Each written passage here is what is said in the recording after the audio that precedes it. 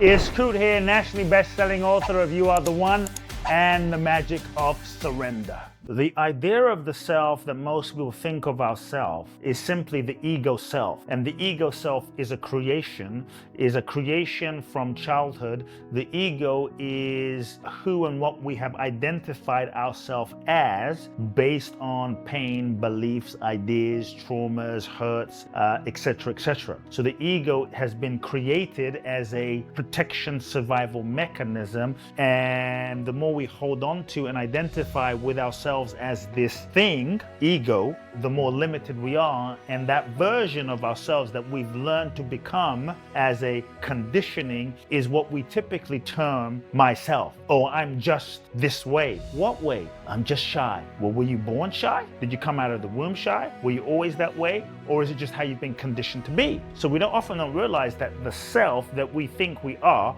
I'm just not this way. I'm just not creative. I'm just not da, right, is a conglomeration of conditioning that we have then identified with and we hold on to as myself. What we have to realize is the self that we think we are is not permanent. The self that we think we are is changeable. Your beliefs change. Your idea about yourself change. Was there ever a time where you thought you were a certain way and then 10 years later you ended up another way? Well, what happened to yourself? Yourself changed. So is that self really you, right? And so the self that we often think we are, identify as, is not really the real self. The real self is something which doesn't change. The real self is the unconditioned, unchanging dimension of our being. Some call it essence, some call it soul, some call it consciousness. But our real self is the unconditioned dimension of what we are, beyond beliefs, beyond identity, beyond ideas. And so that is not created, that just is. That authentic self that we all have. You look at a child has that. They're bright, they're alive. Every child has that until they get conditioned, until dad beats the shit out of them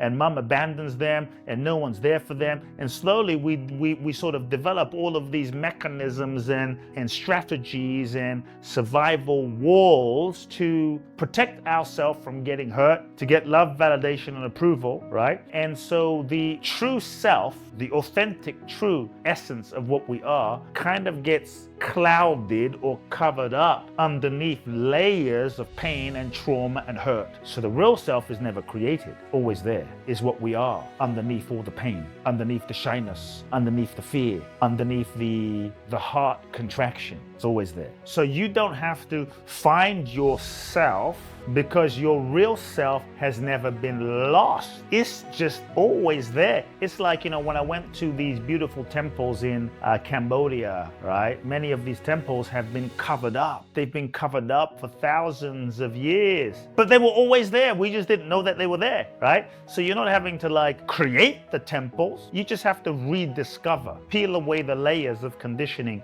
so that you can rediscover the treasures, the real self, the real divinity that you are. And I think so much of the matrix of society and life does not want you to know who you are. So much of life, the matrix, powers that be, want you to be distracted and want you to believe that you are just this body, this mind-body mechanism, this ego structure, this limited self, that you're not enough, that you're a sinner, that you're this, that you're that. They want you to believe that this created version of yourself is what you are, because if you believe that this creative version of yourself is what you are, you can be easily controlled, easily manipulated, live in fear, and you won't be in touch with the true source of your power. Truth is, the real self is powerful.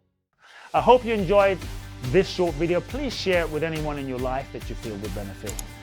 Make sure you subscribe to this YouTube channel, and I'll catch you in the next video.